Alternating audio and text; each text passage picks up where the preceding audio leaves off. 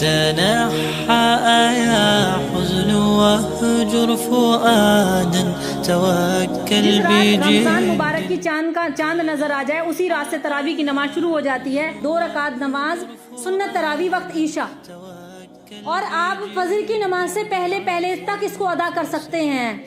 ایسا نہیں کہ 12 بج گئے عشاء کی نماز کا وقت ختم ہو گیا. 2 رکعت کر کے 20 رکعت تراویح ہیں، ان کو پڑھیے. ہر 4 رکعت کے بعد ایک دعا ہے تراویح کی، سب کارڈ پہ لکھی ہوتی ہے، سب کو معلومات ہے. تو وہ دعا پڑھیے، پھر آرام کریے. اس کے معنی کیا ہے تراویح کے؟ یعنی کہ آرام کرنا، تھوڑی دیر وقفے سے ٹھہرنا. الگ الگ مسلک میں بعض 8 رکعت تراویح پڑھتے ہیں، بعض 20 رکعت پڑھتے ہیں. تو اکثر کے نزدیک تو 20 رکعت تراویح ہے. اگر دیکھو کسی نے 8 بھی پڑھ لی تو ان کی بھی دلیل ہے، ان کی بھی ہو جائے. کسی نے 20 پڑھ لی تو ان کی بھی ہے. تو لیکن کوشش یہ کرنی چاہیے زیادہ چاہے بیٹھ کے پڑھ لو، کھڑے ہو کے نہیں حالت تو بیٹھ کے پڑھو، اور آرام سے پڑھو. سجدہ رکوع صحیح کرو. ہم لوگ کیا کرتے ہیں جلدی میں نا، مطلب سجدہ رکوع صحیح نہیں کرتے جلدی کے چکر میں. تو اس کے لیے کیا ہوگا، اپنے بدن کو تھوڑا ہلکا رکھو. ہلکا کیسے ہوگا؟ جب کم کھائیں گے اور آئلی کھانوں سے جب بچا جائے گا.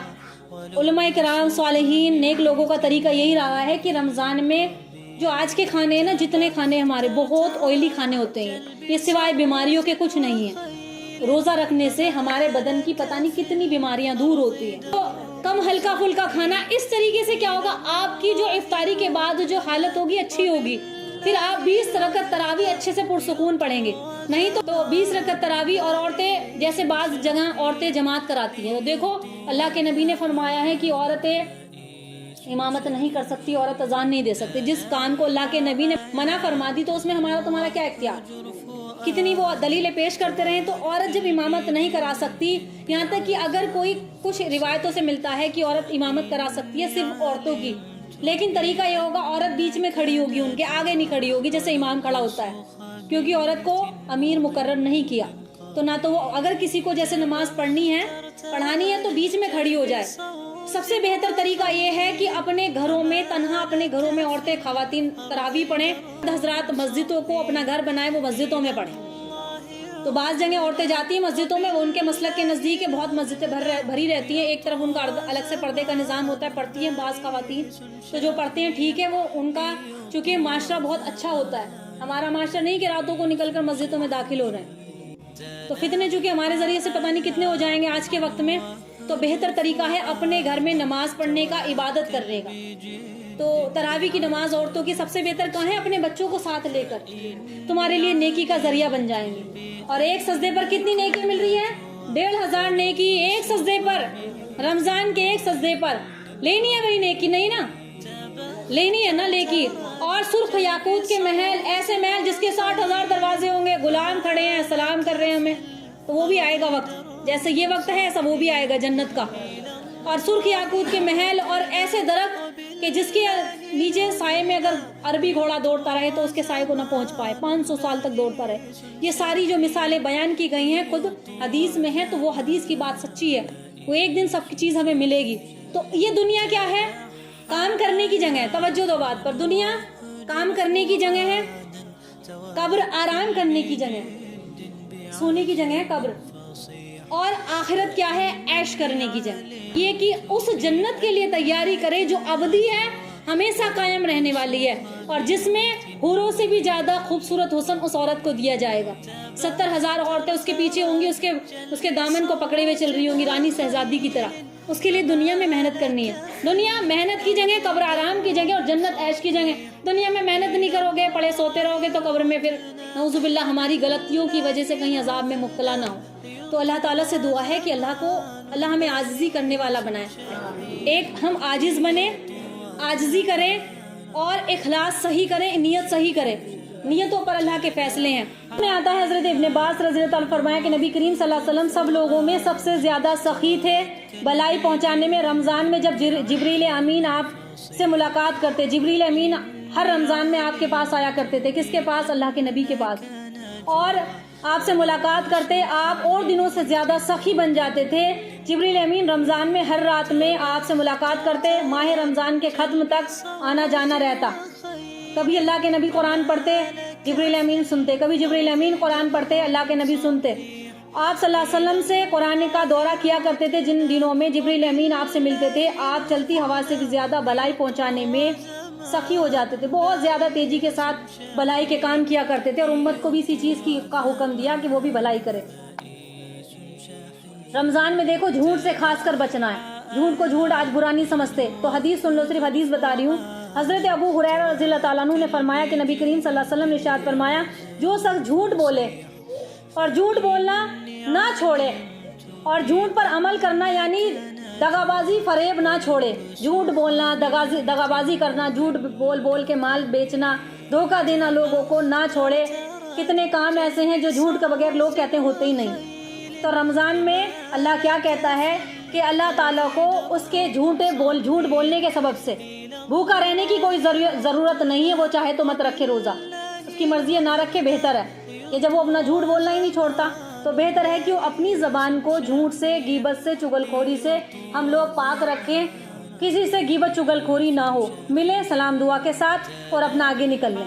قرآن مجید کی آیت ہے حامیم والکتاب المبین انا جعلناہ قرآنا عربیا لعلکم تعقلون وانہ فی ام الکتاب لدینا العلی الحکیم. اللہ فرماتے ہیں حامیم, اس واضح کتاب کی قسم, اس واضح کتاب کی قسم کہ بے شک ہم نے اس کو عربی زبان میں اتارا, کہ بے شک ہم نے قرآن مجید کو عربی زبان میں نازل کیا تاکہ تم سمجھو. بلا شبہ یہ کتاب ہمارے پاس لوح محفوظ میں لکھی ہوئی ہے اور عالی مرتبے والی اور حکمتوں سے بھری ہوئی ہے. عالی مرتبے والی اور حکمتوں سے بھری ہوئی ہے. آگے اللہ نے فرمایا قاف والقرآن المجید, قاف والقرآن المجید, قسم ہے قرآن کی, قرآن بزرگی والے کی قسم. اللہ خود ہی فرماتا ہے کہ قسم ہے بزرگی والے قرآن کی قسم, بزرگی والے قرآن کی قسم.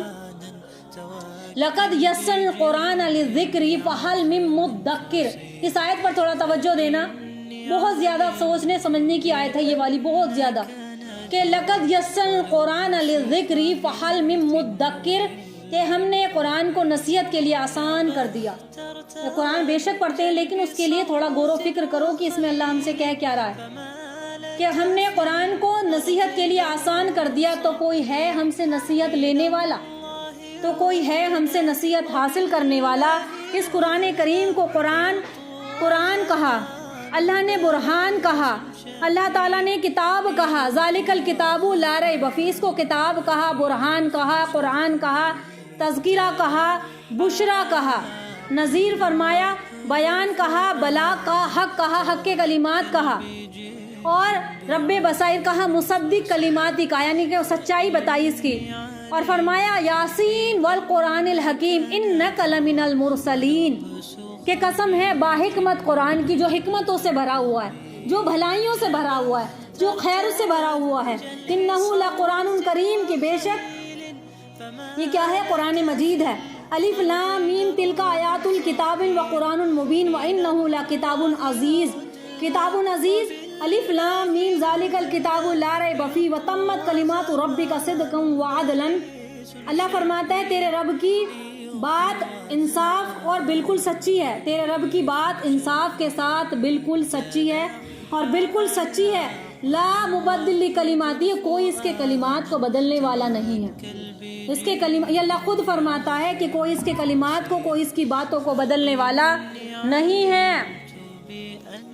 یہ قرآن مجید کی آیتیں چن کے میں نے خود ہی نکالی تھی, جس میں اللہ کے نزول کا اعتبار, یہ کیوں نازل ہوا قرآن مجید. صرف رمضان میں تو بے شک پڑھتے ثواب ملے گا, جتنا پڑھو گے اتنا ثواب ملے گا, نیکیاں ملیں گی. قرآن زندگیوں کو بدلنے کے لیے آیا تھا.